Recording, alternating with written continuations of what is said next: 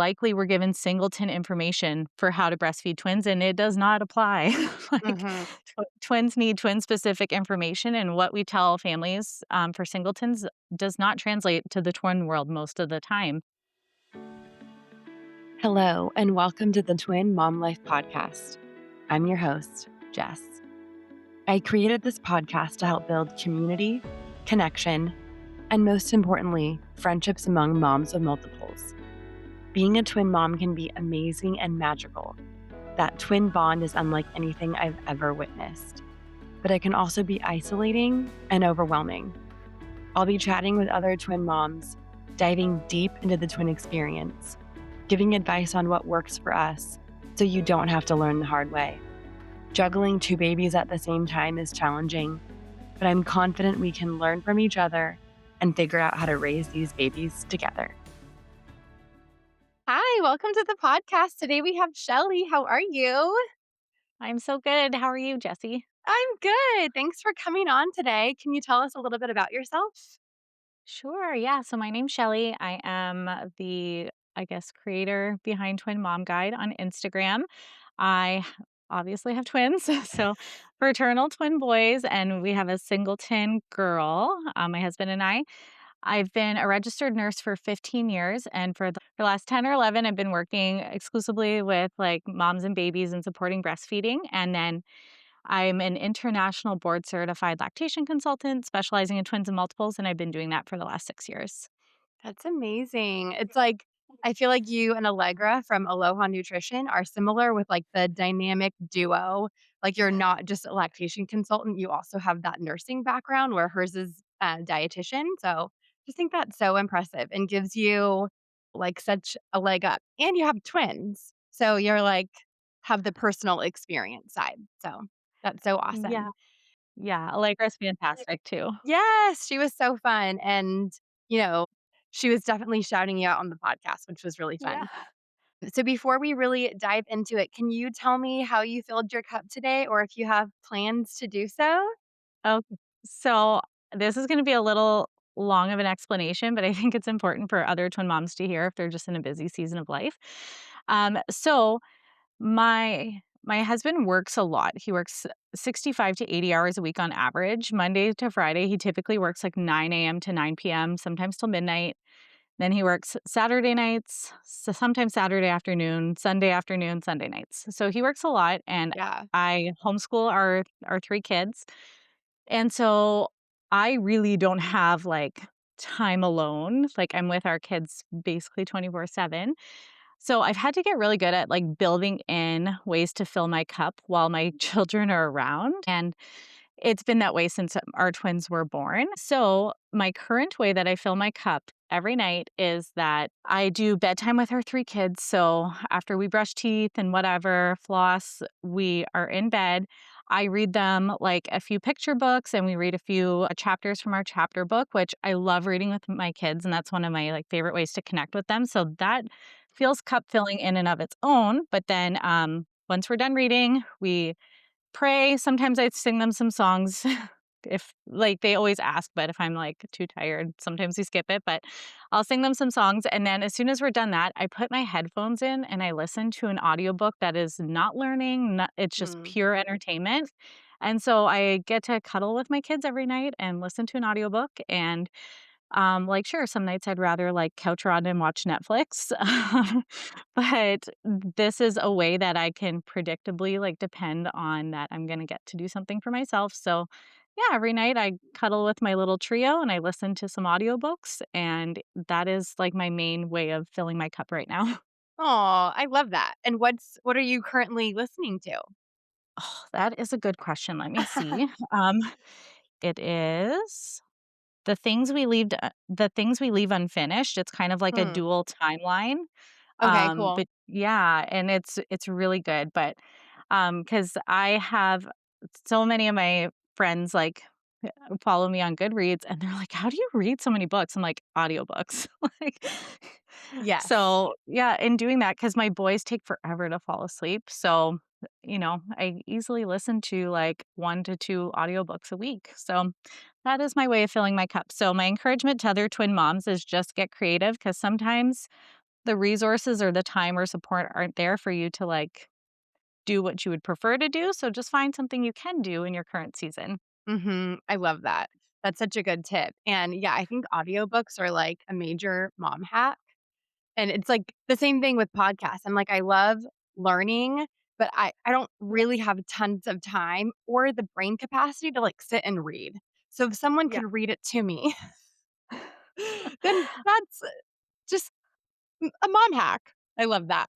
Yeah, it truly is, and, like, don't check your library. So, like, I have an Audible membership, that's kind of my little splurge on myself, but that's 1 book a month.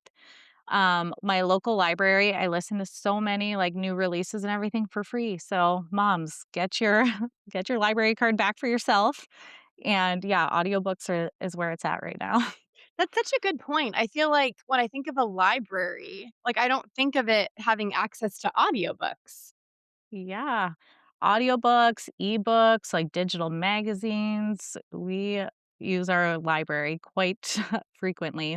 But yeah, my library has 2 different audiobook apps. So I can choose up to like 25 audiobooks a month between the 2, which is Oh, crazy. wow, that's amazing, and for Yeah. free. For free. Yeah. Yeah, So, that's fantastic. That's great. mhm. I'm trying to think. This is reminding me that I am part of a book club, and I haven't started reading the book. And I purchased the book at book club, and then, like, I purchased a hard copy, like, on Amazon. Mhm. And then the whole time I was thinking, "Why didn't I get an audiobook?" So, maybe after this, I'll purchase the audiobook version because last time that I went to book club, I was, like, an F student and I did not read the book. And I was like, "I'm just here to hang out." It's so hard, like, I think I've read what is it? It's April. I think I read 1 or 2 physical books this year, not including, like, my kids' chapter books that we are starting to dive into, but, yeah, it's hard as a mom, but, like, I feel like I'm always doing laundry or dishes or cooking or something, and Yes. so I listen to an audiobook. Yes. That's like I love trying to habit stack. I do that a lot. If I'm, Yeah. like, gonna fold laundry, then I'm gonna listen to a podcast or something. So my daughter is 6, she just turned 6 in February, and we Oh. just started reading chapter books with her too, like, at night Mm. reading 1 chapter, Yeah. and we're reading Charlotte's Web right now, which I feel like is good because it has some pictures in it. It's minimal, Yeah. but I feel like it's a good transition, and she's seen the movie, so she already kind of knows the story. And the Yeah. very first night, she was like, "I don't wanna do this. This is boring. There's no pictures." But I'm like, "Let's just try it, and if you don't like it, then we'll read something else." Like, she loves Fancy Nancy. So I'm like, "Then we'll do a Fancy Nancy book or something." So I read 1 chapter, and I feel like the first few chapters are kind of short, like, honestly, like, Yeah. Yeah. 2 or 3 pages. And I finished 1 chapter, and I'm like, "Okay, that was 1 chapter." And she was like, "We'll read more." So I was like, "Yay!" Because 'Cause I've Oh. heard parents do that, and I think it's so special and, like, what a great way to cultivate a love for reading early on. Yeah, yeah. I am super passionate about reading, and I always, like, joke to my husband that if I had more time, I would start, like, an Instagram for kids' books because we read so much, and we always have, like, even when I worked full time, I would read with my twins for, like, 30 minutes before I left for work every day and, like, always Oh, before bed. It's just always been such a big part of our, like, family culture. And yeah, Charlotte's Web is, like, so cute. We read that, last year, I think, and then my kids have the Yodo card now. Are you oh, familiar with yeah. Yodos? Mhm. Yeah, so that Charlotte's Web is always playing. It's such a sweet, sweet book. It's so cute. I feel like Yeah, I've seen the movie, I've read the book, and I still tear up at the end. Like, it's just I such know, a sweet story. So, I know. Yeah, it's so cute. I love that. Okay, so I'm trying to think for me and filling my cup. I was telling you earlier today last night was a little rough with the boys. I don't know what the heck is going on, but they were up a lot last night. So I'm currently drinking some coffee and I'm thinking like maybe I'll go treat myself to like another latte today. Like we'll do like a Yeah, special coffee out. And I don't tend to do that super often. So that just sounds like a nice treat. And I think we're supposed to get storms all week. So it kind of just feels nice to have like sip on coffee all day. So I think I'm yeah. going to treat myself to like a coffee out. That sounds so nice. Yeah, and well deserved. I know. It was yeah, I know we were talking, I'm like, "Are they getting sick? Is it teething?" I don't know. They seem like they're not sick, but maybe it's teething or something, so today is gonna be a survival day with coffee for sure. Yeah, and it's so wild too, I feel like as a twin mom, like, um, our my kids now obviously sleep pretty good, but there was a night a couple weeks ago where somebody was up every hour and a half to 2 hours, and I was, like, dragging my feet the next day. I said to my husband, "I literally feel like I'm gonna die. I do not remember how this was reality for" in our case, we had very complicated babies and toddlers, and, for many years, I did not sleep, and, I was like, "I don't know how this was a reality for years because I cannot handle this." Like, Yeah, it's hard, so like, yeah. sleep deprivation is real, and that's what I was thinking, Mhm, I'm like, we're so spoiled now, like, for the most part, everyone mhm. sleeps through the night, so when that happened last night, I'm like, "Wow, that was like having newborn twins again," Yes. and, yeah, I'm glad that I don't really remember that time. I know, and for anyone listening who's in the thick of it right now, it gets so much better, Yeah, and you it's truly you don't know how you do it when you're in it because, like you said, you look back or you have one bad night, when you're years out of it, and you're like, "Oh my gosh, how did I do this for mhm. days, weeks, months on end?" Yes, So so, yes, so if you're true. in the thick of it, it gets so much better, so just hang in there. Yes. Okay, so I would love to know how you're balancing all of this. Like you are working and you have this awesome Instagram account and you're homeschooling. How? How? Oh gosh, yeah. So, I need to preface this. I mentioned my husband works a lot, but he works from home the vast majority of the time. So that makes things infinitely easier than if he worked 65 to 80 hours and wasn't home. So I still very easily do consults because I check with him, and if he doesn't have any meetings or anything going on, I can easily like pop out for a consult, or I do a lot of virtual consults as well. And our schedule is just always changing. So the night before, we always just try to touch base. We're like, okay, you have meetings at this time. I have a consult at this time. I'm going to do school with the kids at these times. I'm going to start dinner here. Like we just it would be so nice if we had this very predictable schedule, but we don't. It's always changing. So, Mhm. yeah, we just kind of touch base every night. And I was saying to Jesse before we started, like something is always like behind here. And usually at my house, it's like cleaning and laundry. I just can't keep up. We've discussed maybe hiring some outside help for cleaning, but we haven't quite pulled the trigger on that yet. So, yeah, it's just I don't know. You just pick what your most important priorities are Mm. and then everything else, some things you're going to drop some balls, so decide which ones are your plastic ones that you don't care if you drop them and for me that's cleaning and laundry and we, prioritize like obviously the kids schooling, obviously my clients, my husband's job and then like outdoor time reading time, like spending time with friends, or family. And yeah, like I probably have 8 loads of laundry to do right now. So that's what I'll be working on later. I feel that. My husband and I have very different schedules and where it's like not consistent, it's changing Yeah. every day. And we've been like joking. Oh, I have been like, I need the skylight calendar or something Yeah. because our it's so different every day, and if we don't have that communication the night before, it's like, what's Yeah. going on with this? And I am lucky that I have my mom to help me with the boys. So my daughter is in kindergarten, but my boys are 2 and very busy, very busy toddlers, who would absolutely come in and join on the podcast recording. So they are with my mom right now, and I'm thankful for that, but it's a lot. And I absolutely agree that what tends to fall to the wayside is the cleaning. And I also cannot wait to hire house cleaners at some point. That I think would Yeah. just be like a big stress relief to know that that was going to be taken care of by somebody else. Um, Yeah. and that isn't currently something that we have, but something that's on like my goals for this year. So, Yeah, same. And I've tried and I'm gonna try again. I've tried different cleaning schedules and I will say my kids really love to help, but it's more overstimulating for me sometimes, and I'm like, "I need to be better with this," and it's just from that pressure of, like, feeling like, "Oh my gosh, we have so much going on all the time. I would rather clean the bathroom for 10 minutes alone than it take 30 minutes and, possibly be messier than when we started, but, I'm going to, try again because I will say our kids they're, like, really great kids. I don't share them on social media or anything, but they really like to help and work. Like, our twin boys, they're so cute. Most of our neighbors are, like, quite elderly, like, in their 70s and 80s, and our boys go and clean everybody's curbs every week with Oh, their little wheelbarrows and shovels, and, last night, they were helping our neighbor plant grass seed for, like, 2 hours, like, that's so um sweet.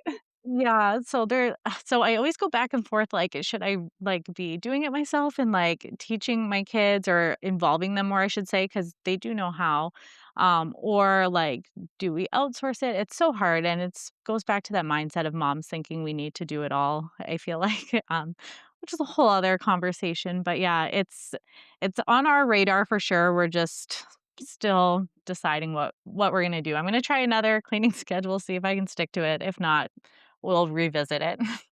Yeah, there's just not enough time in a day, and I Mhm, I absolutely love the idea of, like, including kids, but when you and yeah, but, like, there's only so much time in a day and so many things to get done. So it's like, yeah, maybe mhm, they can help fold the laundry, but there's still, like, the dishes in the bathroom that needs to be cleaned and, like, all these things, and I love the analogy of, like, the plastic versus glass balls, mhm. because I think it's such a good visual of, like, what is really important to you and what do you not really care so much if you drop a ball?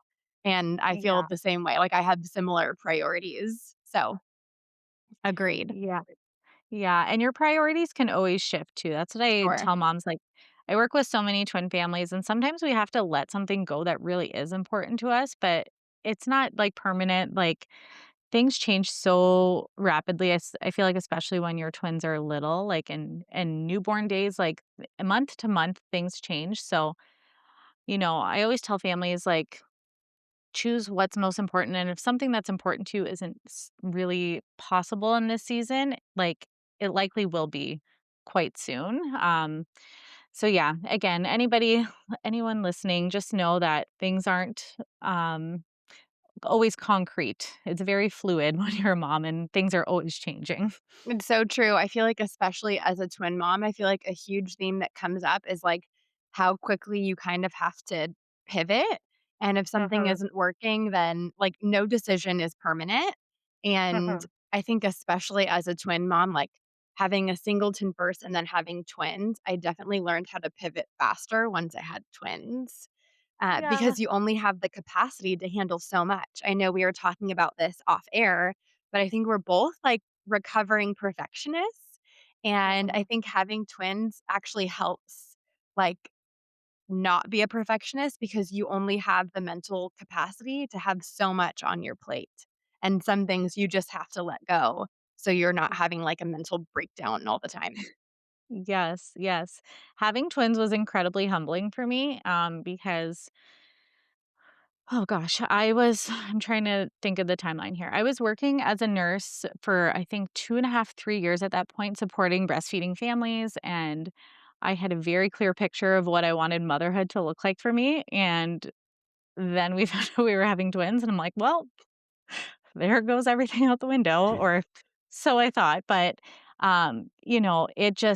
it really, I had a hard time transitioning too. And I'm so thankful now that in my work, like supporting other twin moms, like, because my thinking was so black and white and rigid as a new mom. And it was like, for example, oh my gosh, they're having trouble latching. They're not going to ever be able to latch. And it's like, no, they're just born a couple weeks early and they need a few weeks to strengthen up before it gets easier for them. And, Mhm. I'm just so thankful that I really struggled. And I talk about this occasionally. I haven't talked about it a lot, but I really, really struggled when my twins were little. And that's what led me to do this work now. And I'm just really thankful that I get to work with other twin moms now and just kind of like ease the anxiety that I so deeply felt because I didn't really have anybody to like tell me that things were going to get better or that it wasn't so black and white or that, 2 weeks from now, things would look quite different. So, um, yeah, so that's why I always say, if you're in the thick of it now, give it a week or 2 and it's probably gonna be different. Yes.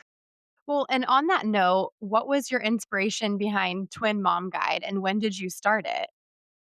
Oh, that's such a great question. So um, breastfeeding was so important to me, and I was working in public health at the time. I'd been working with breastfeeding families. I did breastfeeding clinics. I did breastfeeding hotline on the telephone. I was teaching prenatal breastfeeding classes, home visits, like Wow. doing it all. And all the twin families that I had seen, it was like extremely complex and just so overwhelming, and I just felt so deeply for these moms, and so many of them didn't reach their breastfeeding goals, and I was working to becoming an IBCLC at the time, but I wasn't quite sure if I wanted to do it because I'm like, "Oh, there's, like, only 2 IBCLC positions at my workplace, and they're both taken." Like, Mm. I just had this kinda closed mindset, but anyways, found out I was having twins, and I was like, "Is it even possible to breastfeed twins?" Because I've been doing this for, a couple years, and I have not seen a twin mom, like, have a successful, quote, unquote, "journey,"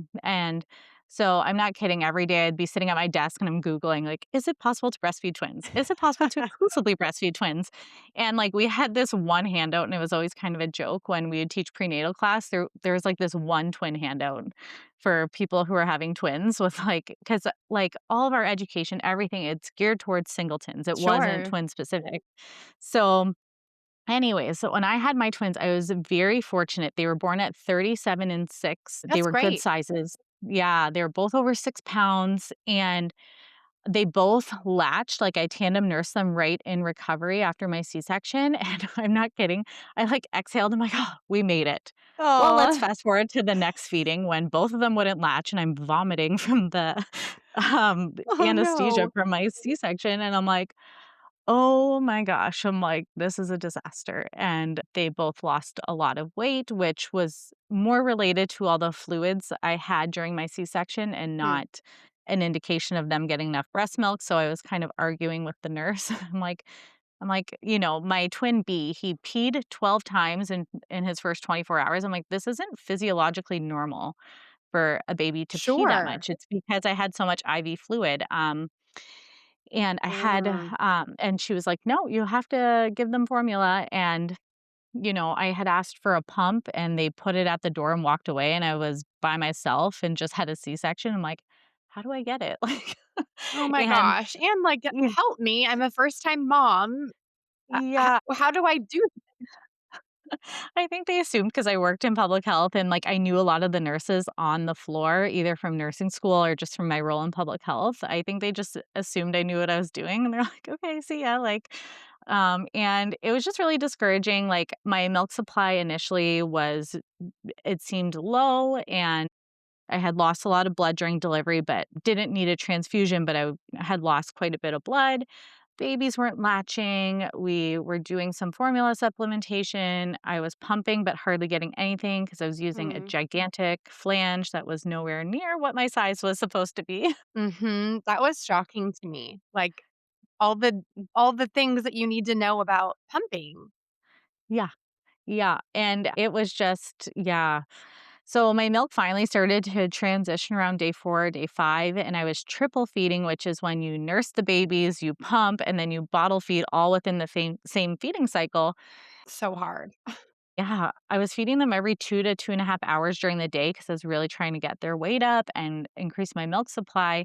But my feeding cycle, like I would have a 10-minute break before the next feeding cycle started with triple feeding. And triple feeding, I'll just say right now, is not sustainable. I don't ever recommend it with my families. Some families that I work with like to do like 1 or 2 triple feeding cycles a day, but it's not something that you should be doing every feed for weeks, sometimes months on end. I've had families come to me like 4 months postpartum and they're doing triple feeding still. I'm like, Mm. "Oh, no, we are stopping this today," because Yes. it's just not sustainable, and I was so discouraged, my was starting to increase, but it was like I was feeding constantly, and I was just like, "Oh my gosh, is this gonna work for us? Is it not?" And I remember one of my coworkers, she's so sweet. She had twins who were, I think, 18 or 20 at the time, and she knew I was having a hard time. She texted me the one day. She was like, just so you know, she was like, my first night with my twins, I just went to sleep and they didn't wake up and I didn't feed them for 10 hours. She's like,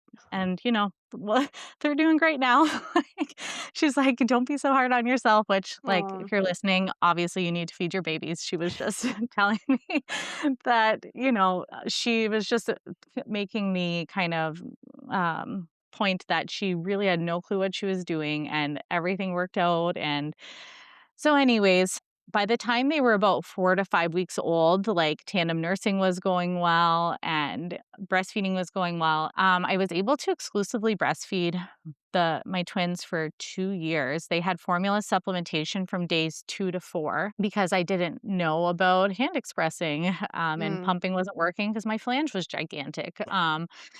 Yeah, we went on to breastfeed for 2 years, and I think what around the time they turned 1, I told my husband, like, I was like, "I really wanna, like, finish my pathway to becoming an IBCLC and work with Mm. twin families." I'm like, because I was then, in all my spare time on maternity leave, helping other twin moms, like, one of my coworkers had twins 4 months after I did, Aw. and I was, like, on the phone with her all the time and just helping her, and then another friend had twins a few months after that, and so I was helping all these twin families, and they were doing so well with breastfeeding, and I was like, "Oh my gosh," like, because anybody who's listening, you likely were given singleton information for how to breastfeed twins, and it does not apply.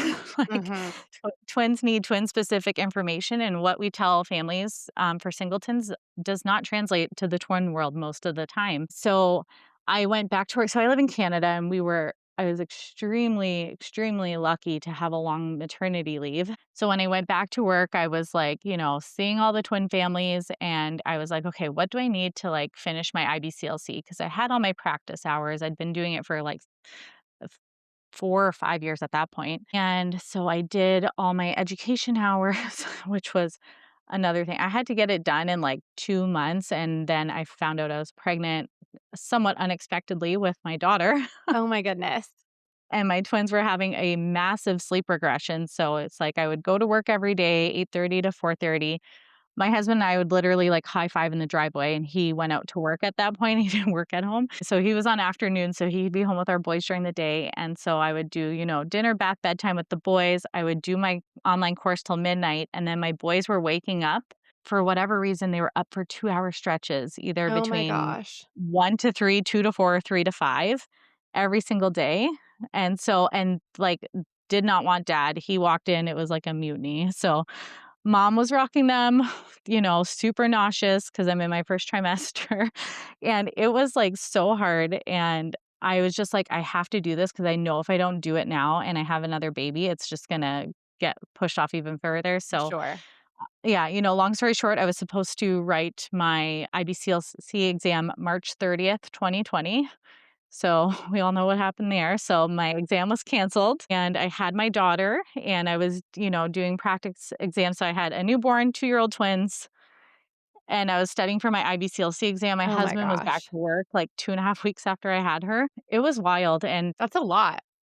yeah, it was, looking back, I'm like, I don't know how we survived, but I wrote my exam on 2.5 hours sleep virtually when she was like 2 months old. And I passed and I was like, "Oh my gosh," like, it just so I was doing so much again on mat leave, doing so much support because all the breastfeeding services were shut down, so I was doing a lot of volunteer Mm. work at that time, doing, like, breastfeeding support for families, and I believe this before my daughter turned 1, I created Twin Mom Guide, and my initial plan was to have, like, a twin blog and kind of offer, like, breastfeeding services on the side, but I ended up creating like the online twin breastfeeding course and starting my private practice working with twin families. And yeah, it just all kind of flowed from there. And I'm just like so, so grateful that like every day that, I feel like God used one of the hardest periods of my time to now help other families. And Mm. I truly love what I do. And I'm so thankful. And it's like such an honor to work with like all these amazing twin families.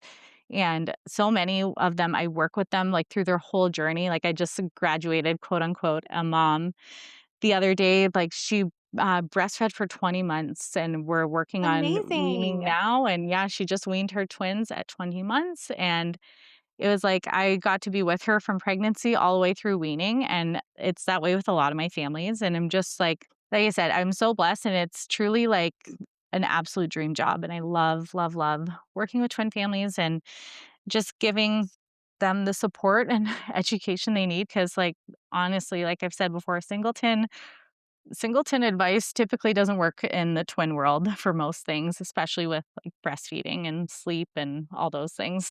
So that's a very long story of how how this came to be. I love it though. I love all of that background, and I think it's so true. I think that's a really big theme of the podcast is that there was a twin resource that was lacking. So they created Okay. it. So I think Yeah. that's incredible that you were able to breastfeed for so long and then to help other twin families like figure out how to do that. And I love that you provide support from like pregnancy, the very beginning stages, all the way through weaning, because Yeah.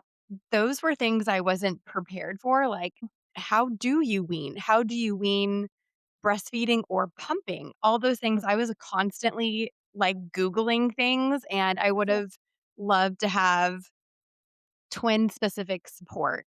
So I tried to tandem breastfeed my sons in the hospital. And I feel like I had kind of that like angelic very first moment. It took a lot of people. It was me and my husband and a nurse all holding the babies, but I did Yeah. tandem feed and I was like, wow. And then, yeah, reality hit. And I was like, this is hard. And I made it to 37 weeks, but my boys were tiny. They were 4'14" Mm. and 4'13". Wow, So yeah. they were just like little guys, and it just got really hard. And I feel like the lactation consultants in the hospital, I mean, they definitely weren't trying to be discouraging, but they were giving me advice for singletons. And I breastfed my daughter for 15 months. So I had this confidence that didn't translate to breastfeeding twins. So I very quickly moved to pumping in the hospital, and even that was super overwhelming. Like, the flange size and what they gave me was huge, and, okay, now I have to figure out, like, how do I measure this, and where do I get inserts, and it was kind of like this new world that opened up. So, I did get help from a lactation consultant to kind of guide me through the best way to pump and how to do that, but her specialty was singletons. So I was talking to Allegra about this. I kind of wish that I would have tried again, and Yeah. I didn't. And, you know, she was saying, like, it's really not all or nothing. Like, you can do it gradually, you can pump, and then you can give formula, and then you can try breastfeeding again. Like, it isn't this like black and white, all or nothing experience. So, what would you tell a mom who was maybe struggling through what I was struggling with? Yeah, no, that's such a great question. And this is why I'm like such an advocate of like specifically doing twin specific breastfeeding Yeah. education before you have your babies because Yeah. the hospital, it's gonna be kind of a mixed bag of the support you're gonna receive. You may have, like, amazing support, but I've found I've worked with close to 300 twin families now. That's typically the Wow. minority, or if the support is amazing, there's just not enough time, so they're in there to help you for 5 minutes. Sure. But truly, like, when I do a home visit with twins or even a virtual visit, like, it's a first visit is usually, like, 2 hours Oh, because there's so yeah. much to go through so I really strongly advocate for moms to get educated before they have their twins because then you can kind of spot too when you're given advice that is probably not going to apply to you or your situation. But yeah, I really recommend nursing each baby individually until we know that they're both latching well and transferring milk well. And then we move on to the learned skill of tandem nursing because, even though we have twins, they're two different babies. You're very likely going to have one who's a better latcher than the other. Mhm. You might have one who has more of an appetite than the other. And so, yeah, I really strongly encourage to, nurse individually at first. If you have extra helpers around and you want to try out tandem nursing, like, yeah, let's go for it. But I don't recommend for the vast majority of moms to tandem nurse right off the bat because most babies aren't ready for it. And honestly, a lot of times most moms aren't ready for that either. So we focus on the families I'm working with. We focus on individually latching at first, tandem nursing and practicing when we can. And then, if we need to pump and bottle feed because babies aren't nursing well, that's fine. We're going to pump, we're going to paste bottle feed so that it's as similar to Mm, nursing at the breast as possible. And then we start adding in nursing sessions. And I usually recommend that we nurse for the first morning session of the day because your milk supply tends to be higher and the babies tend to be more content in the beginning of the day compared to the end of the day. sure. And so then when that one nursing session is going well and mom has more confidence and babies are doing well, okay, let's add a second session, let's add a third session. And then you can transition to as many nursing sessions and bottle feeds as you want. And I find most families like to do a combo where, they're nursing, but babies are also getting bottles for some feeds of the day because that's what's working best for mom and babies. And the same thing goes with tandem. Like we practice once a day when we're ready to. And when once a day is going well, we can go to twice a day and 3 times a day. And so for some families, that transition happens really quick. And even for myself, it was like tandem nursing was not going well till about 3.5 weeks. And then I'd say 3 days later, we were only tandem nursing. Like it just happened quickly. But for those early first few weeks, it felt like it was never going to happen. And then one day, it just clicked for them. And I find Hmm. most babies, as they get closer to that 40-week gestation mark, start nursing better. Oh, that's interesting. Yeah. We kind of call, like, babies who are born around 36, 37 weeks, like, the great pretenders because they look like a full-term baby, but they do not feed like a full-term baby. Hmm. Um, and even too, I tell families this, when we are looking at, say, a twin born at 37 weeks versus a singleton born at 37 weeks, the singleton's likely gonna feed better than the twins because the twins tend to be smaller. They were fighting for, resources in the womb.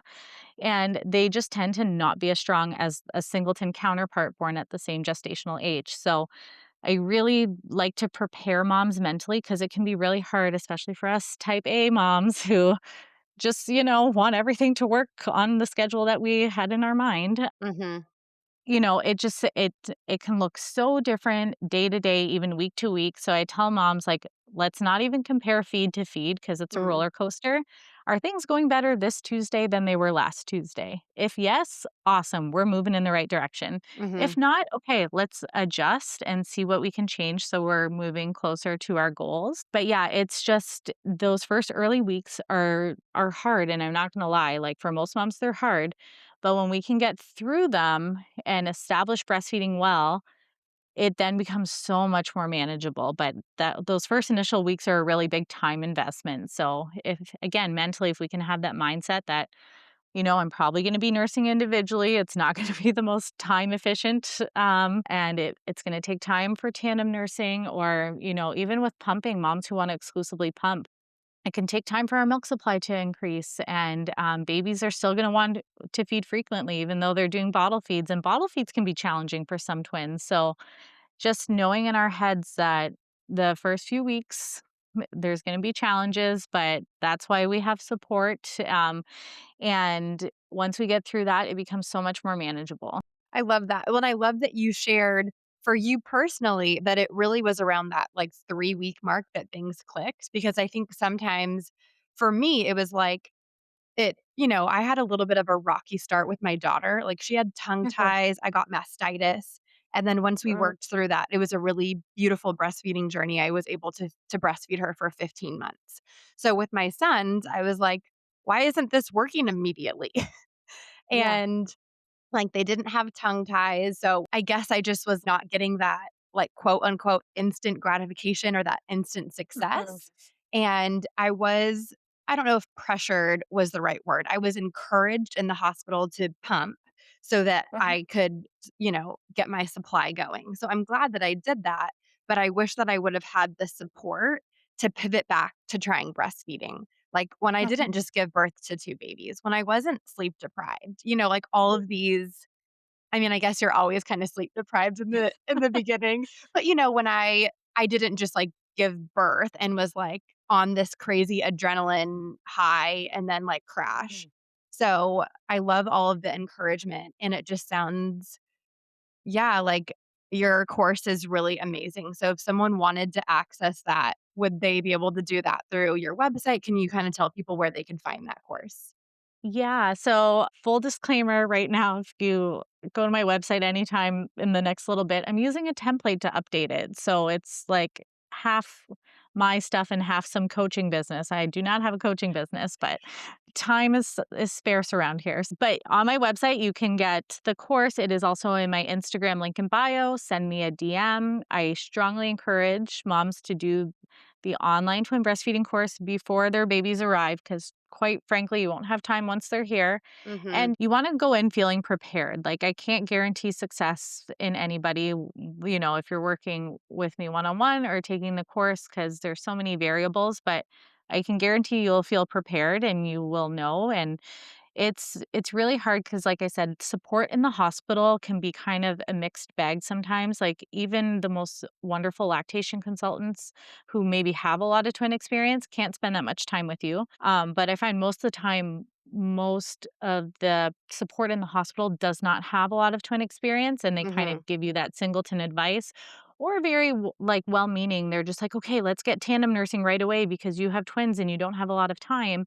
But it's really not setting most moms up for success because the vast majority can't tandem feed right off the bat. It does happen sometimes, but most of the time it doesn't. So it's just, you know, a lot of things, it's just so nuanced, like with most things in motherhood. But yeah, especially with twins, there's just so many variables that go into feeding with them because, most of them are born before 40 weeks. Mhm. Most of them are born smaller. And then, like you said, mom, depending on what type of delivery we had, we are now caring for two babies. There's sleep deprivation, and we're learning to work with two little, very different babies with different personalities, different abilities. And depending on the experience mom has too, I have some first-time moms who are absolute, like, unicorns with breastfeeding, and they tandem nurse right from the get-go and go off into the sunset with hardly any complications, and I've had moms where their twins are babies 6 and 7, and they've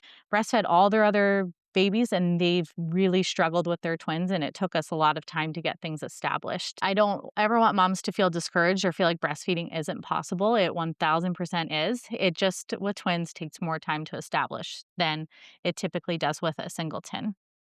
And do you have a few tips that you would recommend for, like, a twin mom wanting to breastfeed? One thing you mentioned was making sure that you're practicing one at a time before just, like, immediately trying to tandem feed. I think that's as we talk about it, that seems obvious, but to me, it wasn't obvious. I was like, "I'm gonna tandem breastfeed, and that's what I'm gonna do."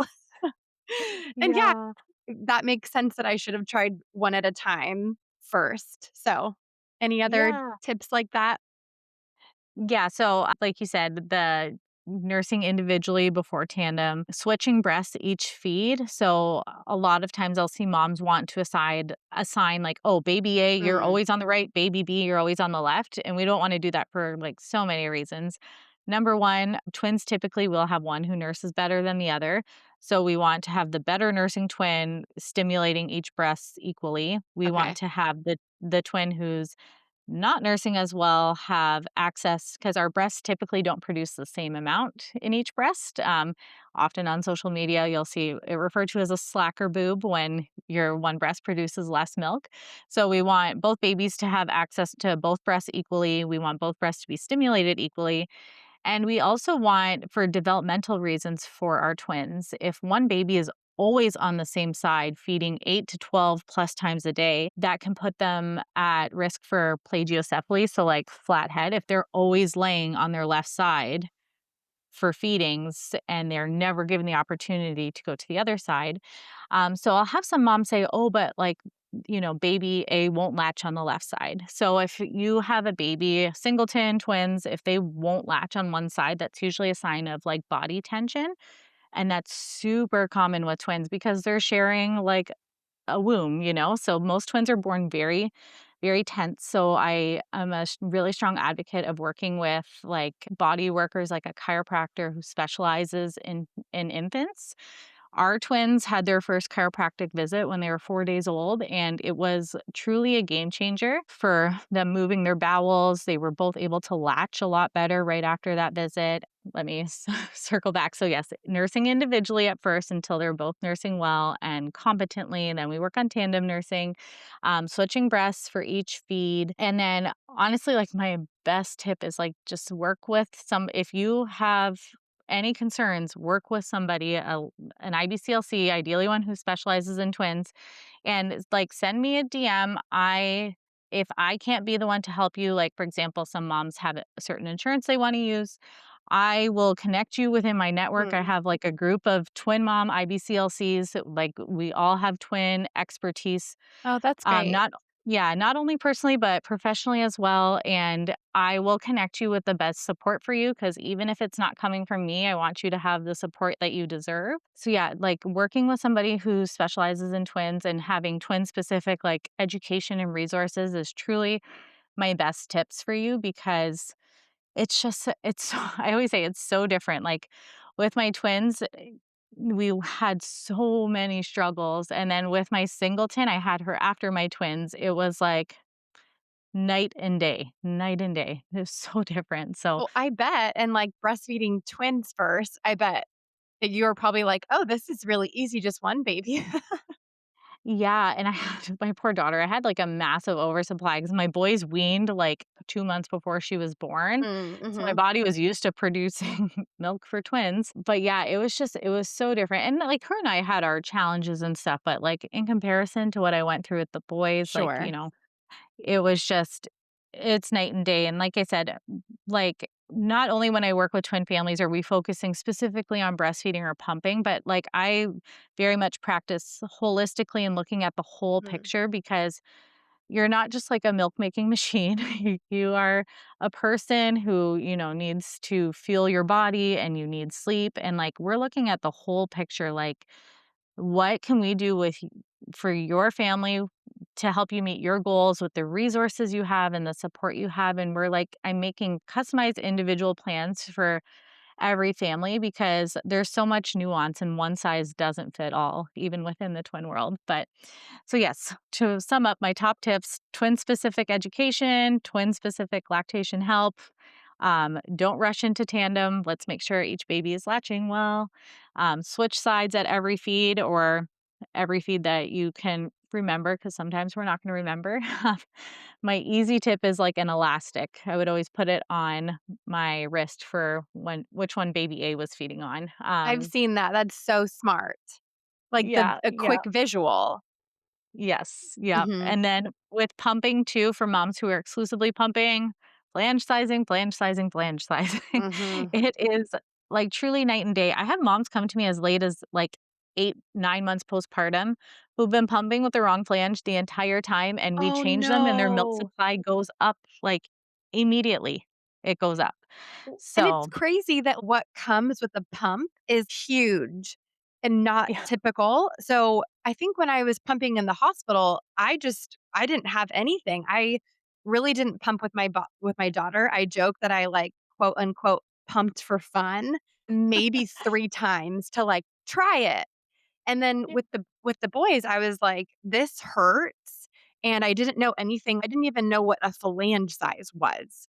So I was, like, learning this and how to measure it, and I had to get an insert, and then it was wild once I got the inserts. I was like, "Well, that's extremely more comfortable," and my milk production skyrocketed. So it was all really beneficial to make sure that I was doing that. And you can just get everything on Amazon. Like, it had the little, like, phalange size where you could measure, your nipple size and get the insert, and that was all really helpful. But I had a lactation consultant guide me through all of that because I didn't even know where to start. Like, I didn't know there was a phalange insert. Yeah, and it's funny, flange sizing, the research has, like, very recently been updated, and I am willing to bet that even most lactation consultants aren't flange sizing correctly. I've Mm. never, ever, ever had a mom using the right size even when they've seen a lactation consultant. Wow. Yeah. So current best practice, like the sizing, like using the ruler you talked about, is great for getting us kind of into the ballpark of what flange size we want to use. But your measurement, especially using those circle rulers, your measurement doesn't almost always doesn't equal what flange size we're using. I know. That's so confusing. Help. It it is, and moms aren't meant to, like, figure out your flange size on your own. Like, ideally, we're doing it in person because there's not only the flange size, but there's the flange shape. So, you'll see Mm, on Amazon, there's, like, a classic flange, which is more triangular shaped. And most moms don't have triangular breast anatomy, especially when you're postpartum with twins. You tend to have more rounded breast anatomy. mhm. So, for our more rounded flanges, we have the pano flange, we have crater flange. There's a new one called saucer flange. So there's all these different shapes. You're blowing my mind. I literally I've never heard of any of these things, and I pumped exclusively for 7 months. So, Yes, yes.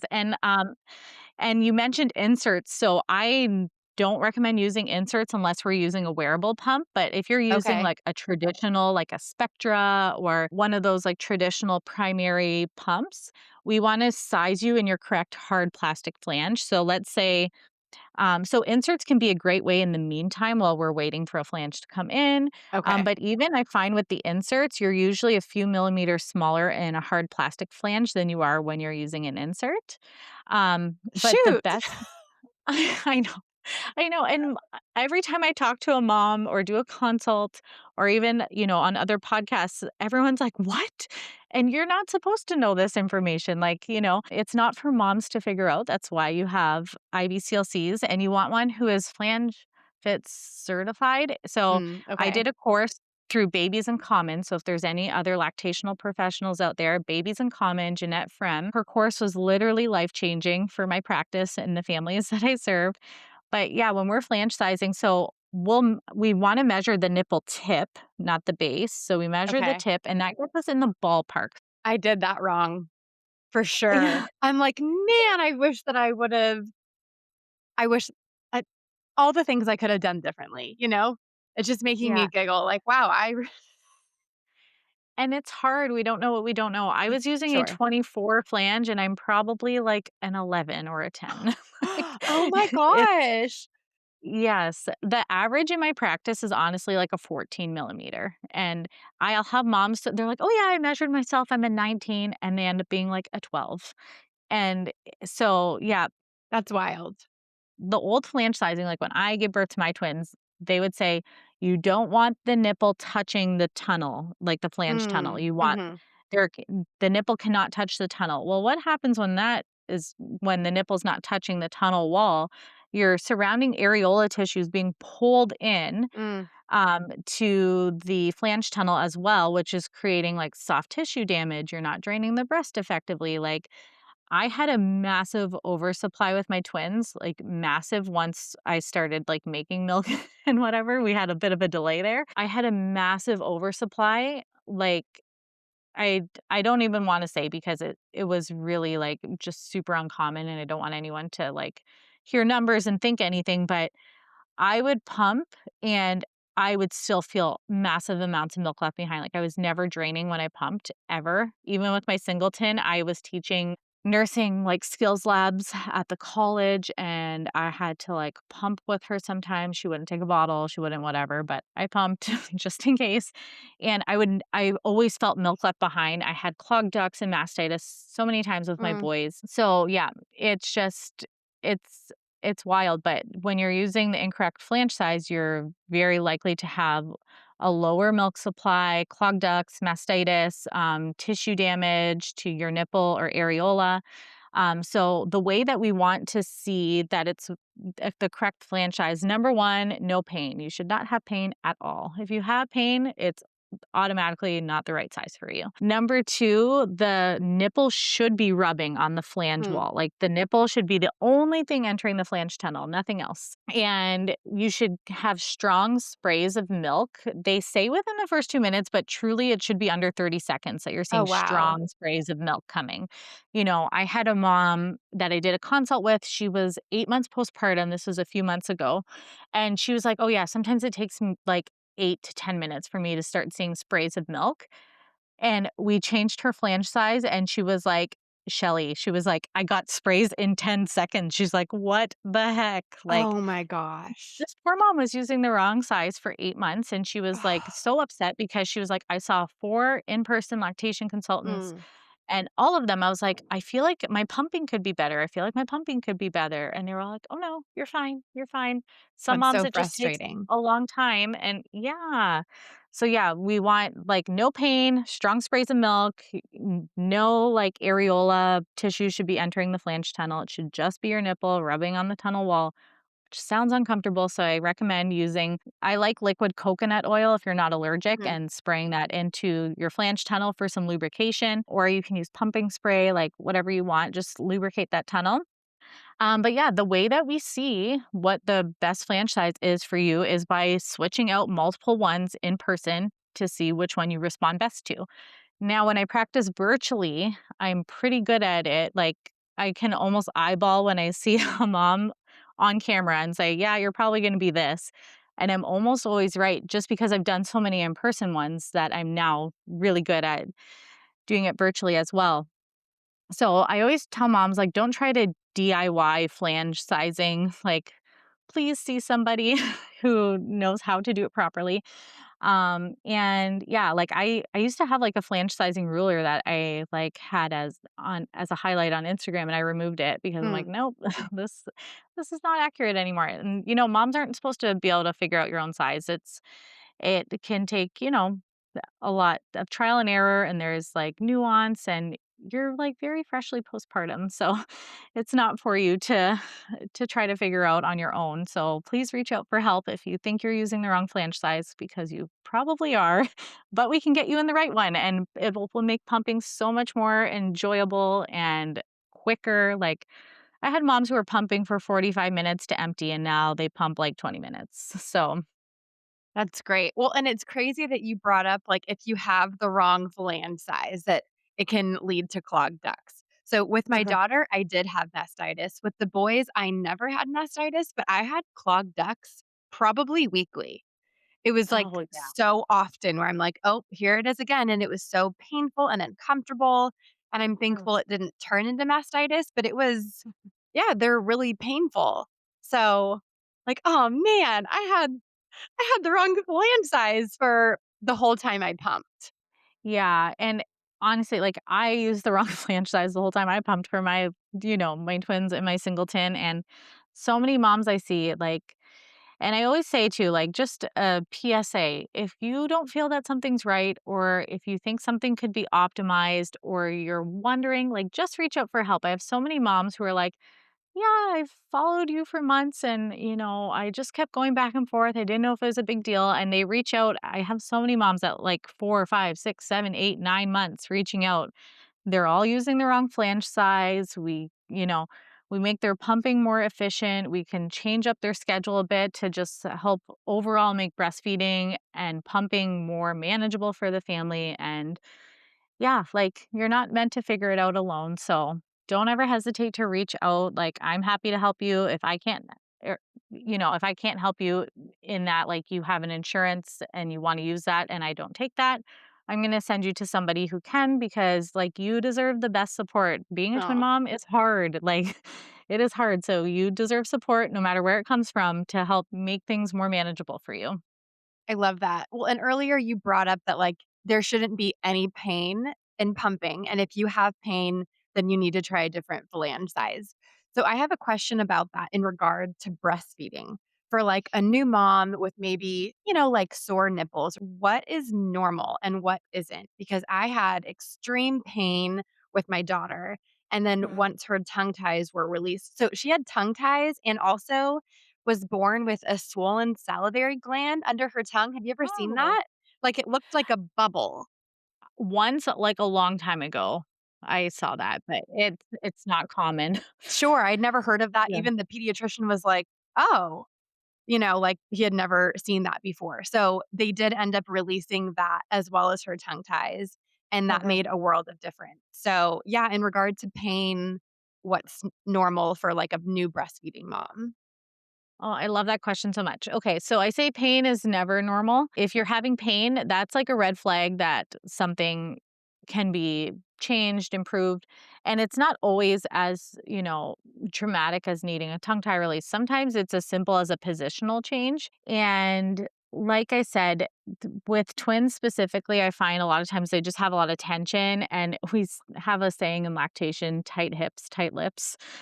So feeding is like a whole body thing, and if there's tension within the body, it's gonna make the milk tight too, and I remember my twins, like I said, their first adjustment, they were 4 days old. Before that, it was like trying to breastfeed a snapping turtle. It was just like Mm, they would clamp down, and I was like, "Oh, this is awful." And after their first adjustment, it got a lot better. I'm like and, my boys both had lip ties, like the buccal mm, ties, so tongue, lip, buccal, and I asked, like, 4 different lactation consultants. They're like, "No, they're fine, they're fine." And my pain did go away, and I had a great milk supply. They fed well, they grew well, but now down the road, it's like, "Oh, great, we need, like, palate expanders," because their tongue ties weren't released because nobody knew that they had them. So if there's pain, I always say that's just like a red flag we want it addressed. I've seen which is discouraging. I've seen other lactation accounts. One of them was like, "Oh, you can have pain up to a 4 out of 10, but once it reaches 5, then you call." And I'm like, "What?" Like, first mm. of all, pain is kind of subjective. Like, your 4 out of 10 could be my 8 out of 10. Sure. How do you compare pain levels? Yeah. So if you have pain, like I say, that's an automatic reach out. Don't wait for it to disappear. Pain is not normal for X number of days, weeks, or months. Cause that, again, I have moms come to me at like 5 months. They're like, I thought the pain would improve by now, but it hasn't. Mm, And I'm like, oh my gosh, you've been white knuckling breastfeeding for 5 months with twins. Like, sometimes I'll say moms have sensitivity. So if you are, if you're a mom who tends to have more sensitive breasts or nipples to begin with, you might feel sensitivity. But if you're having pain, again, just reach out. Any damage like cracks, mm, bleeding, like really, really red or purple nipples, like anything where it's just not looking normal, that's automatic, like, please reach out because if there's tissue damage, if there's cracks, if there's bleeding, something is going on and we need to fix that. And you can't just like power your way through it because it's not likely to improve on its own.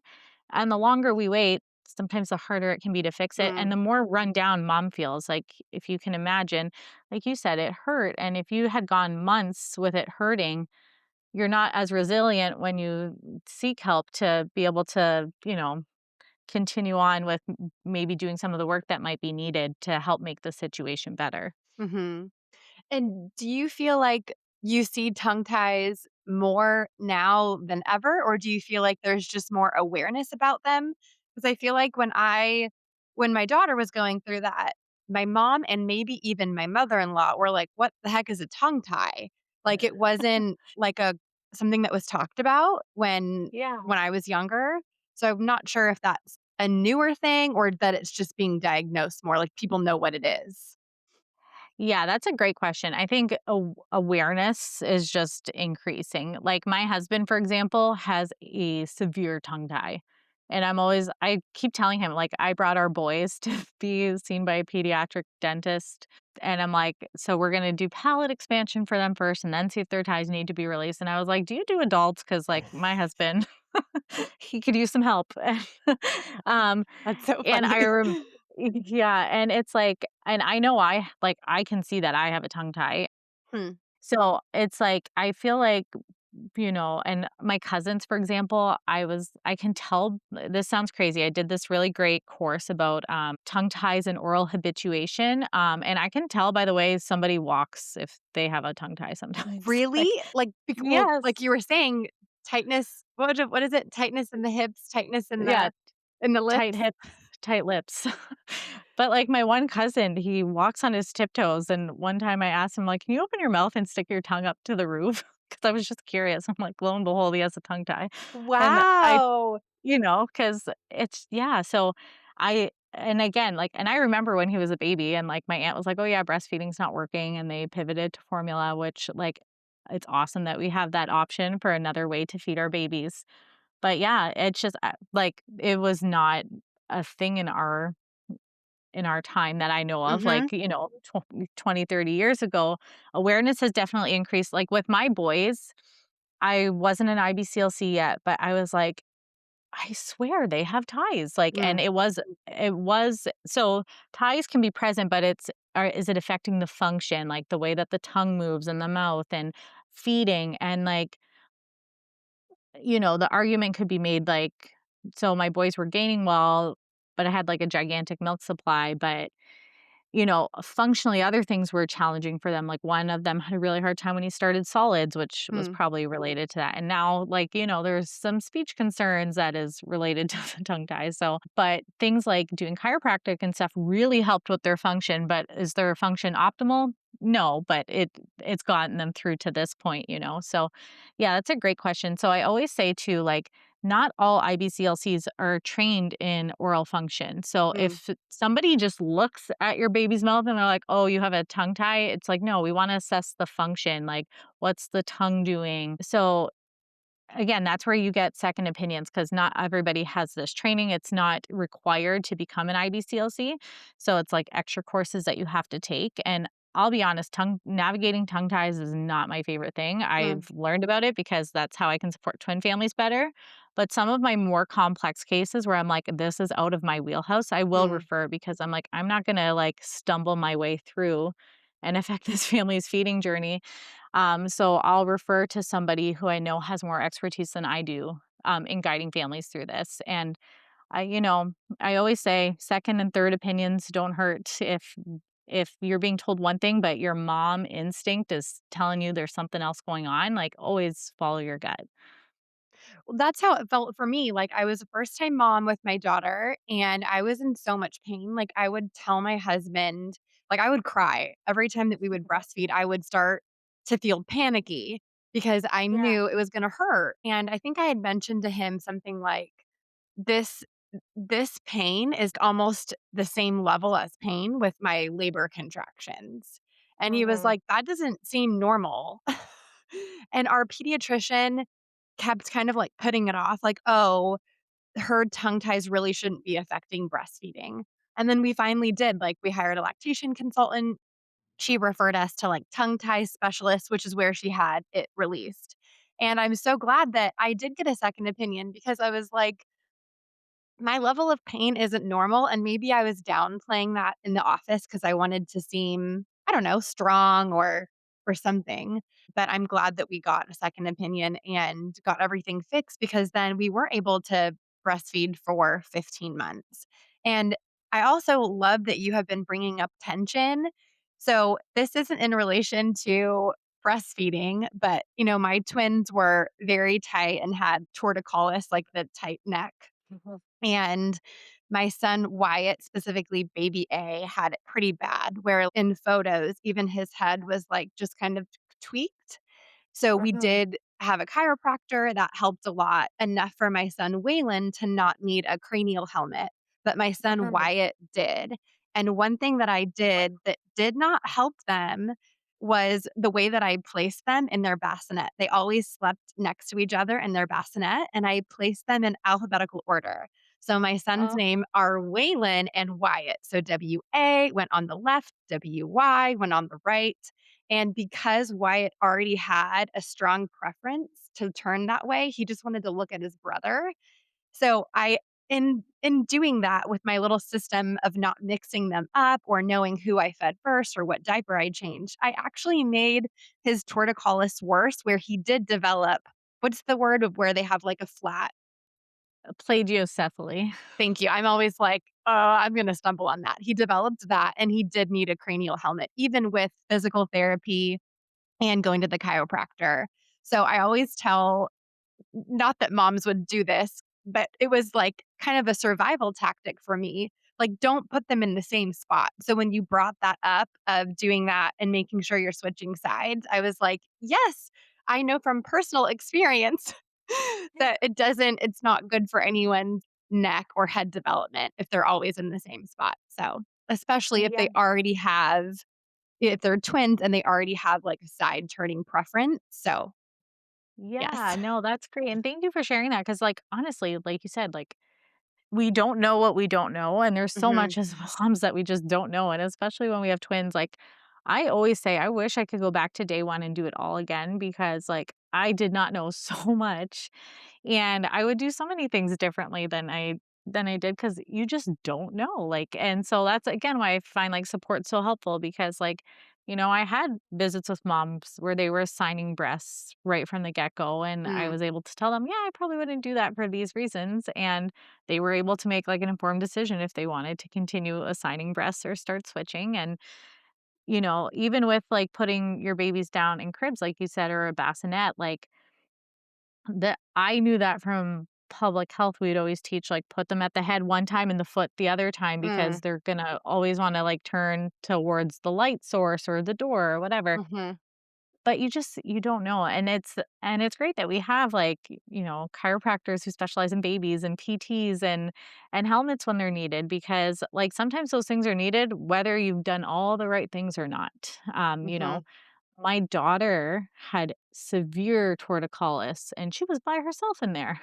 Like, and I feel so bad looking at her baby pictures because she was like her ear was, like, touching her shoulder, and again, she saw a chiropractor right from the get-go, but she was also born during, like, the height of COVID and everything was closed. Our chiropractor, we've just been seeing him for, like, a decade at that point. He would come to our house and adjust her, and thank God he did because I don't know what would have happened with her. So that's why I always say, like, it never hurts to seek out support or help or just asking a professional their opinion. Mhm.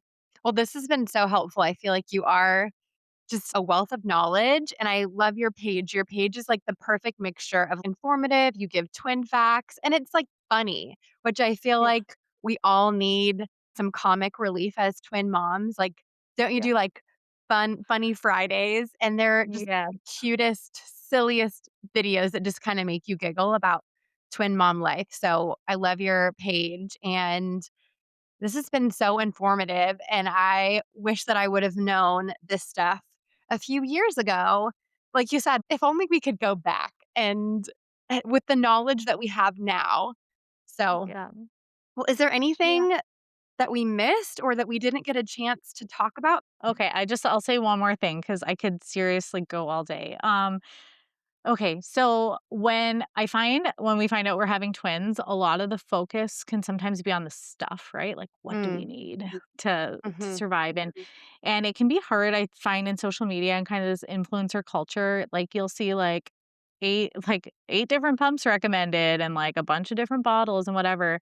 So yeah, say, like, again, this is something you can reach out to an IBCLC for, especially if you're planning to breastfeed and bottle feed, or breastfeed and pumping. But even families who are planning like exclusive formula feeding, bottle feeding, like, IBCLCs, we still support that as well, and we can tell you what bottles to get that are best for like oral mm, development. And I just I have a hard time kind of on Instagram sometimes because I'll see, like, twin mom influencers promoting certain pumps or bottles that I'm like, I would never ever mm, tell anybody to use that. And I understand because, they're just moms trying to support their families too, and they don't know any different. Like, a pump company approaches them with a sponsored post, or a bottle company, and they're like, yeah. And like, again, so no hate towards them because number one, they probably don't know that, those aren't the best pump choices or bottle choices. And number 2, they're just moms trying to support their families? So I totally get it, but, like, if you ever I think prenatal consults with, like, an IBCLC are so important because, like, I look through my clients' registries and I'm like, mm, "No, we wanna switch this for this," or like, "Yeah, that's, like, a good pump, but, like, you're probably better to start with this and then, like, move on to that later." Like, I find wearables are, like, all the rage right now, but I really don't recommend using them for the first 12 weeks if possible until your milk supply is regulated. Because for the vast majority of moms, a wearable pump, so that's a pump that just sits in your bra. The flange motor is all one piece in your bra. For the vast majority of moms, it's not gonna empty your breast effectively, and it can lead to low milk supply because if we're leaving milk behind, we're telling our body we don't need all this milk. So I do have, again, a few unicorns who exclusively pump with wearable pumps and have so for a long time, and they're doing fine. But for the vast majority of moms, that doesn't work, so always start with, like, a traditional pump, and then you can move on to a wearable once your milk supply is established. There's only, like, a few bottles on the market that I would recommend for most families, and a lot of them are not great for oral development, and a lot of the gadgets we honestly don't need, like, there's you know, we can make an argument for almost any product, but a lot of them we don't need, and I just find it's hard, like, it's different than when I had my twins, so they just recently turned 8, so, when I had them, there wasn't as much, like, buying pressure, I feel like, on social media. It wasn't there were some influencers and some educators, but it's nothing like it is today, so I always tell moms, like, "If you're not sure about something, like, send me a DM, I'll give you an Mm. honest opinion." If it's, like, a very specific, like, breastfeeding or pumping question, we'll likely have to do a consult, but if you're like, "Oh, is this bottle g like, is this a decent bottle?" I can usually give you a yes or no answer. Because, yeah, I just find, like, there's so much pressure to, like, buy different things, and I had a consult with a mom who's 7 months postpartum, she had, like, 6 different pumps trying to increase her milk supply. She Oh my bought 6 gosh. different pumps, and I'm like, "We just need to fix your flange size," and, like, she bought all these wearable pumps, and I'm like, "Oh," like, and I just my heart hurts for her because like, I've been there when you're just in the thick of it and you're looking for an easy solution, so I always say it's, like, best to invest in, like, a professional instead of, all the Amazon links you see out there. Most of the time, you Mhm. don't need it. I think that's such a good reminder that as a lactation consultant, not only can you help people breastfeed, but you can help people pump and pick the right bottles. I think Yeah.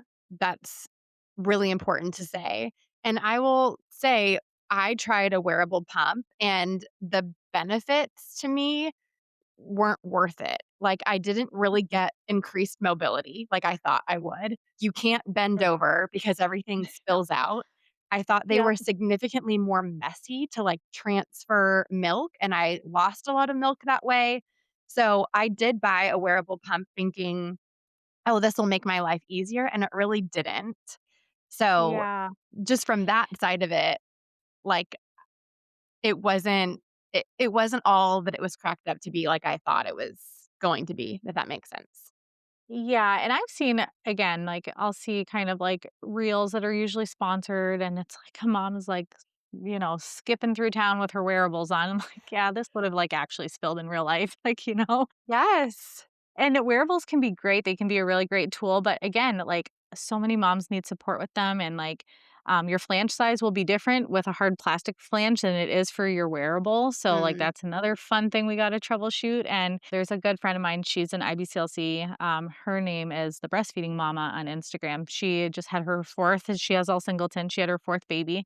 She's trying out a ton of wearable pumps, and she'll just, like, tell me, and it's so individualized to so many moms, like, I have my wearables in my head that I'm like, "Okay, these work for most moms," but for some moms, they just don't, and mhm, some wearables that don't work for a lot of moms work really well for some moms, and that's what this friend is finding, like, the ones that are typically most popular in our practices, both of ours individually, are not working for her personally, hmm. but the ones Oh, that typically interesting. don't work is working well for her, so that's why I always say it just, it's so good to work with a professional who like we do this every day. I can tell by like when you tell me what your goals are, what your lifestyle's like we can help you to pick things to just again make things more manageable. And like I said, we work with families who, if you know from day one you're exclusively formula feeding, like we work on like there's still certain bottles that you want to use to help with like oral development. We still want to do paced bottle feeding no matter what's in the bottle, whether it's breast milk or formula. We want to do paced bottle feeding. We can teach you how to tandem bottle feed for moms who are, either pumping or formula feeding. And just, all the other like twin tips I like to throw in there and like making sure mom is taking care of herself and fueling herself. And, you've mentioned Allegra before, but like another shout out, like guys, follow Allegra, aloha.nutrition on Instagram. If you are pregnant or postpartum with twins, like I always tell her, I'm like, I needed you when I had my twins. I was so under fueling myself Mhm. and it's crazy looking back. I'm like, it truly, like, grace of God alone, I survived because, like, I was eating like twice a day for like 4 or 5 years. And Mm. I always had, like, muscle cramps and brain fog and, and then Allegra introduced I was introduced to by her, I should say, like mineral mocktails. I drink, like, 3 a day, and if I don't, I feel it. I'm like, "Oh Mhm. my gosh."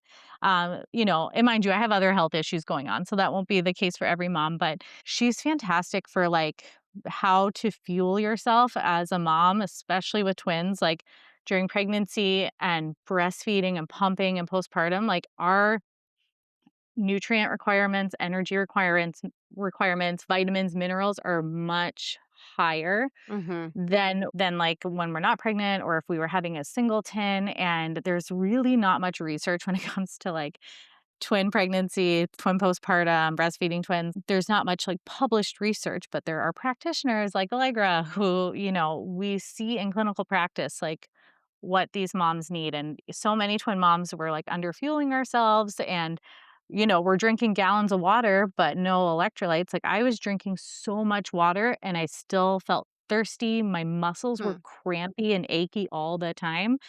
Started doing, like, mineral mocktails. I'm like, "Oh my gosh, I feel like $1,000,000." Like, so yeah, follow Allegra if you're not already. She's, like, great, and I would have probably been in much better shape had I been fueling myself properly. Her episode was so great, just and so is her page, but just, like, Yeah. talking about how we are severely undereating, Mhm. especially pregnant, and then making milk takes a lot of calories.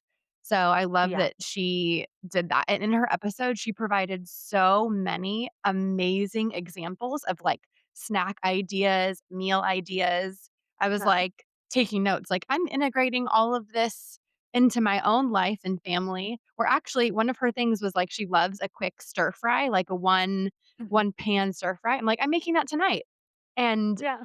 I had been in a dinner rut and then we had her episode and I'm like, "Yay, I have all of these awesome dinner ideas." But it's also that you have to fuel yourself so that you can provide for your family. And if you aren't feeling good or you're undernourishing your body, that's going to show up in so many ways like you were saying, like the brain fog and the fatigue and, all of that is so real. Yeah, it is, and, like I said, if I could go back, I would do so many things differently, and I, like, ended up crashing. For those who followed me on Instagram for a while, you'll know I always refer to it as my, like, mast cell crash of 2024. I literally crashed and I was in the hospital on my Mm. husband's birthday and my daughter's birthday for the whole Aw. weekend with all these symptoms. Ended up getting diagnosed with mast cell activation syndrome. That's a whole other story, but, like, I'm sure, I would have been diagnosed with it eventually, but, like, I crashed so hard because for so long I was under eating, under sleeping. Even when my kids started sleeping, I'm like, "Okay, now I'm just gonna stay up and work till 2 o'clock in the morning every day." Mm. Like, and I just feel like, as twin moms, like I said, having twins humbled me so hard, and then, like, Same. having this, like, health crash has humbled me so hard. I'm like, we just need to give ourselves so much more grace because, like, Mm.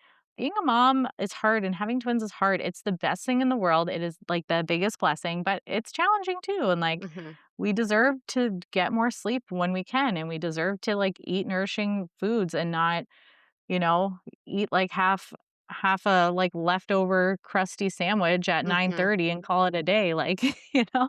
It's hard, but so, yeah, again, like I said, like, reaching out to, like, other twin moms or, like, professionals, like, we are here to help, and, like, those of us who've lived it professionally, like myself, Allegra, like, we've lived it personally, and we work with a lot of twin moms professionally, and we have lots of tips. We've worked with lots of families. We've gathered lots of ideas, and we can help you. And, like I said, it's challenging, but it's truly the best. Like, I just feel so blessed to have twins. And I didn't always feel that way. Sometimes it was super hard, and, like, I cried a lot. And I was Mm. like, oh my gosh, like, God, why did you think I can handle this? Because I clearly can't. And, I sometimes feel that way still, but like, just having twins is truly the best. They are so fun. Even now, like I said, my guys just turned 8 and I watch them and I'm just like in awe of them. Sometimes I want to cry watching them. I'm like, you guys are so cute. Like, and like, you're so fun. And like, when they're not fighting, like, they're just adorable. Like, they're walking down the street the other day talking and like, I'm seriously tearing up if you guys can watch this. Like, it's truly the best. It's hard, but it's amazing. Like, I'm just whenever I find out someone's having twins, I'm truly so genuinely excited for them because I'm like, you have like such a fun ride ahead of you. And it just Yes. keeps getting better every year. They just keep getting more and more fun and yeah, they're awesome. So your boys are 8. So what do you think Yeah. has been the hardest age and your favorite age so far? Oh gosh. Honestly, I like it's so hard to say. The hardest was newborn for sure for me, and I I don't know. I see all the time on social media, and I filmed a reel, and I've never posted it because I was telling Jesse earlier, I have huge imposter syndrome and, like, perfectionist to, like, the nth degree, so I film stuff and never post it. I Post see it, stuff on post it. I know. I see stuff on Instagram all the time where it's like, if you think newborn twins are hard, wait till you have toddler twins, or you think toddlers twins are hard, wait till you have school age or like teenagers or whatever. And I just think like it's all so dependent. Like I had colicky newborns. I Mm. didn't sleep. It was super hard. I was by myself a lot. That was hard. My twins are active, and I know a lot of people say, "Oh, yeah, my kids are busy." Like, I'm telling you guys, like, when people see my kids in real life, they're like, "Oh gosh, they truly don't stop." I'm like, "Yeah, I know." I feel Like, like we could have a whole podcast episode about, like, having boy twins. yeah, it's another world. Like, they are busy, and like I said, they're just newly turned 8. They're outside. We prioritize outside time. We homeschool, like, they're outside spring to fall, 6, 8, sometimes 10 hours a day. That's They don't fall amazing. asleep till, like, 10:30 at night. Like, they're in their beds, and they're, like, moving and grooving and, like, "Mama, I have an idea about this. Can I tell you my idea?" I'm like, "Shh, it's time for bed. My brain needs a rest." As toddlers, they were really busy, and I had a colicky newborn girl, but I'm like, they went to bed at night, and they slept for the most part. So, like, yeah, like, the daytime was busy with toddlers, but I knew I was kinda getting that, like, break, if you Mhm. will, most nights. And we've had some really hard medical stuff that I don't really share on Instagram, but all my kids have like an autoimmune thing. I have mast cell activation syndrome, and that has made years that should have been easier, harder. Hmm. But overall, newborn twins was the hardest thing for me. I was barely sleeping, like I said, triple feeding around the clock. And my babies, my husband always jokes, we don't make happy babies. They were not, we were very high needs, lots of crying, like for hours and hours a day. I lived on that big bouncy exercise ball, Mm. just bouncing them and shushing them and patting their butts. So again, like I've had higher needs kids. So I always just say, like, find the good in whatever stage you're in, because there's always things that are gonna be hard, always, and it may Yes. not be Yeah. your kids, but it could be something externally, like job stress or stuff in your extended family, so I always say find the good and latch onto that because, as quickly as things come, they go as well, and I really try even when things are really hard to not, like, wish away a season because Mm. it was so hard when they were newborns, and then I look at their pictures on my Google Photos every night. We always look at our, like it'll show us, like, 7 years ago, 6 years ago, and every night I wanna, like, cry when I'm watching it because 'cause I'm like, "Oh my gosh, it went so fast. You were so little, and now you're big." Like, one of my twins, he's really tall. He's, like, up to my shoulder, and he Oh just my turned gosh. 8. I know, and I'm like, "You guys are so big. It's going so fast." So, yeah, like, I every stage has had its challenges where I, like, totally don't feel equipped to be a mom whatsoever. And but it's also had things that are just so amazing where I'm like, "Oh my gosh, I don't deserve you guys, you're the best." So, yeah, look for the good in each season because there's always gonna be something that's challenging. I love that, and I feel like it's hard for me to answer that question because my boys are almost 3, so we're still, like, Yeah. in the toddler phase, but I Yeah. will say newborn twins were hard. Like, you're so sleep deprived, and it's just don't get me wrong, twin toddlers is challenging, like tantrums Mhm. and learning boundaries and things like that, but they're so cute. Like, when Yeah.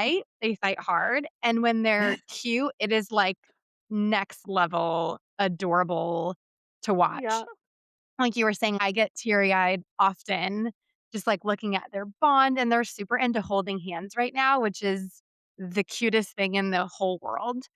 Yeah. So, it's like when you're in the newborn trenches, you're not getting a lot of, positive feedback from a newborn. Mhm. So, I feel like that's why I've always thrived more in the toddler phase, like, though it's Yeah. hard, tantrums are challenging, like, you're having good times and bad times. I'm not saying all newborns are bad. I'm just saying No. it's harder to get that positive feedback until they start smiling, and like that takes a lot longer and you can handle way more like once you've slept. So I Yeah, yeah. I feel you on all of that. And I feel like you've given so many amazing like tidbits and tips, but if you could have a heart to heart with a twin mom, what would you tell her?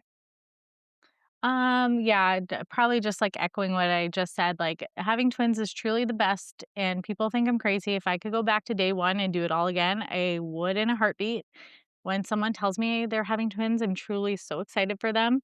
But I also don't sugarcoat it. It's like, yeah, Mm, it's yeah. challenging, and there are going to be things that are hard. But we always want to look for like what's good too. Like even when they were newborns, I loved just being skin to skin with them and snuggling them in like the 5-minute break I had before the next feed, before someone started crying, and I would, like, just take, like, little pictures of, like, their funny little tufts of hair or what their ears look like, because 'cause I'm like, "I just wanna remember how, like, cute and Mm, little you were," yes. and, yeah, and like you said, the toddler years, like, our twins were not easy toddlers, like, very strong-willed, feisty. I call my twin A, like, this is a big thing in the twin world. It's like, which one is it, twin A or twin B? That's like your feisty twin. Mine is my twin A. Okay. I call him feisty firecracker. Um, like, Cute. they were not easy toddlers at all, and they would always gang up, like, one of them would go on all fours and the other would stand on his back to try and unlock baby gates or climb over.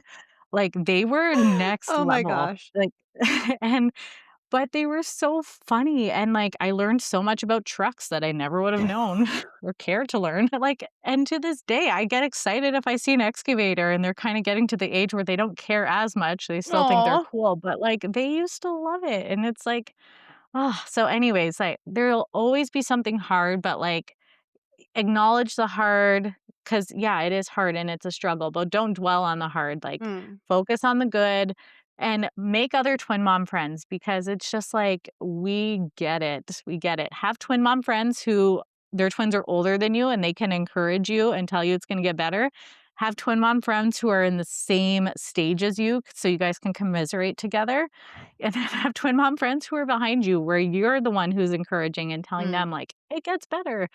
Because, yeah, yes. it's just, like, it's a club that you don't get unless you have twins. So, I'm, like, so grateful for, like, my twin mom friends that I had and have to this day, and so thankful for all the twin moms I get to connect with through Instagram or work, and it's just, yeah, it's truly the best. I think it's the biggest blessing ever, and that's also why I have Funny Friday because I always say if I don't laugh sometimes, I'm gonna cry, so let's just laugh instead and and make a funny reel because you know what? We could all use a laugh. Well, I love all of that. And on like the funny reel note, I saw this reel recently that was like one thing I didn't realize about being a boy mom is that excavators are everywhere. Yeah, Like that is they are. so true and hilarious. And I love all of that. I think twin community is so important and finding twin mom friends. Like that's been a huge thing. In addition to the podcast, I've been trying to set up like in-person community play dates for twin moms because I just think that is so important. Like I love all of my singleton mom friends. They are fantastic. But I will bring up a situation and they're like that's pretty twin specific. So it is nice to be able to talk to other twin moms who, like you said, who just get it and Mhm. understand what we're going through on like a very personal, similar level that only like twin moms can fully understand. So, Yeah, yeah, and it's just like and even, like, in-person meetups are amazing, but if you can't meet somebody in person, like, when I had my twins, there was a group chat of 3 of us who had our twins within a couple months of each other, and we talked all the time. We all lived in the same city, but we all had high needs kids, and we couldn't meet up without them just all crying the whole time, and it wasn't enjoyable for anyone. So we had our group chat. My best twin mom friend I met in a Facebook group. She lives in Minnesota. Her Instagram is same kids for anybody out there. She does it's like Poshmark for matching and coordinating twin clothes. oh, So you cool. can buy pre-loved twin clothes. Yeah, the best. I'll have to check that out. Her That's awesome. yeah, so it's at same kids. So like Poshmark for matching coordinating twin clothes. We met in a Facebook group and immediately like our twins were born a month apart. We both have twin boys and we were just like, okay, it's like that, um, thing, that quote from the movie Step Brothers, like, "Did we just become best friends?" Yes. Yep. And, like, from that day, we've been, like, each other's, like, ride or die. So, like, if you can't find somebody in person, like, there's so many amazing twin moms online, and, like, they're just such a big support. So, yeah, connect with other twin moms because, yeah, we just get it. And, we might not always have the answers, but at least we can kind of, like, relate and empathize and Sure. encourage each other along. Yeah, absolutely. And if someone wanted to connect with you, can you say your Instagram handle and other resources where they can find you? Yeah. So my Instagram is at Twin Mom Guide. I'm Twin Mom Guide on Facebook. I'm going to revive my TikTok if you're there, and YouTube. My website is twinmomguide.com. If you go there in the next little bit, I do not have a coaching business. I just have a lack of time to change my website template. So yeah, twinmomguide.com. And like I said, send me a DM anytime. I am happy to help. And I always tell moms, if I don't reply in 24 hours, it's because like I got distracted. Send me a reminder. It's not bothering me whatsoever. It's just, the crazy balance of twin life and running a business and all the things. But yeah, thank you, Jesse, so much for having me. This has been so much fun. And yeah, I'm just so thankful for you. And I think your podcast is awesome. Oh, well, thank you so much for coming on. That was so much fun. So much good information for twin moms who want to breastfeed or pump or just need resources or a little laugh. So, thank you so much for coming on. I really, really appreciate it. Thank you. Thank you. Yay! If I could go back in time, I wish I would have better prepared for breastfeeding my twins. I had confidence since I breastfed my daughter for 15 months, but breastfeeding two babies at the same time is way different. Shelly created the Twin Mom Guide to Breastfeeding Twins to provide practical, tangible, and reliable twin breastfeeding education and support. As you just heard, she's a twin mom, registered nurse, and IBCLC lactation consultant who specializes in twins and multiples. The course covers breastfeeding basics every mom should know, but also covers the twin specific help you're not going to find anywhere else.